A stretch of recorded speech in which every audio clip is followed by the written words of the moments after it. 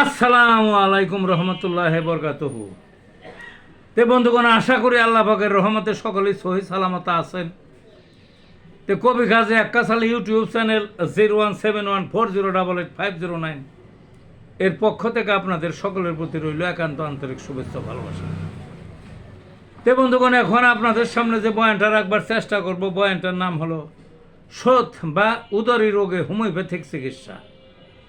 মানে শোথের রোগ কি আগে বুঝতে হবে। শোথ হলো শরীরে পানি হওয়া।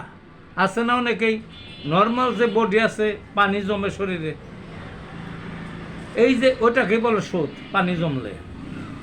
তে এটা খুবই একটা খারাপ একটা অসুখ। তবে মূলত এটা অসুখ নয়, অন্যান্য জটিল জটিল পীড়া দেখা দেয় শরীরে ভিতরে বড় বড় যন্ত্রপাতিতে বা এমনি, তার একটা বহিঃপ্রকাশ মাত্র। মানে কি কারণে হয়?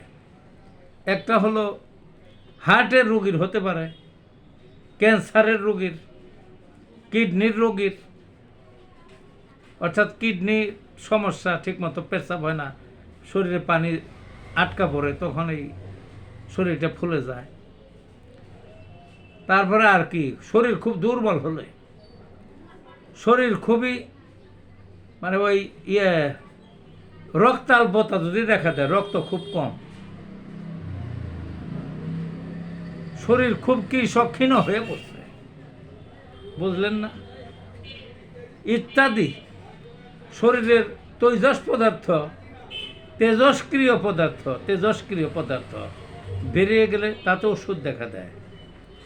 এই যে ক্যান্সার হয় না, এই ক্যান্সারে কত শুকিয়ে যায় মানুষ, কত আছে মারাত্মক পানি জমে শরীরে, ফুলে ঢোরস হয়ে যায়। এই সমস্ত হয়ে থাকে, বুঝলেন না।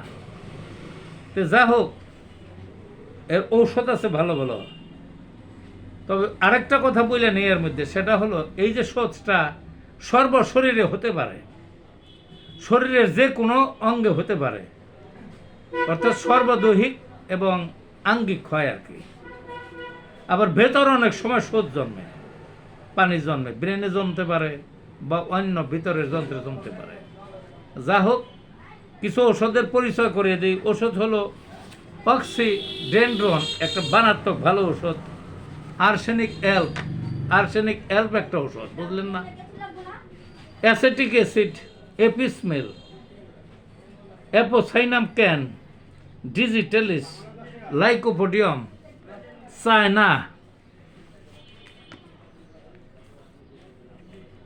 এই সমস্ত ওষুধ সচরাচর ব্যবহার হয়। আর বায়োকেমিকের ক্যালিমিউর, নেট্রাম সাল্ফ, এই সমস্ত ওষুধ ব্যবহার হয়। আরও ওষুধ আছে, আর এত জানার দরকার নাই।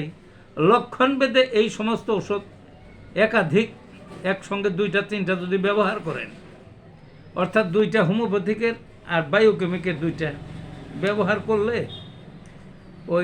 এই যে বললাম না জটিল জটিল কারণ, ওই কারণও দূর হয়ে যাবে, এই শোথও দূর হয়ে যাবে, শরীর স্বাভাবিক হবে।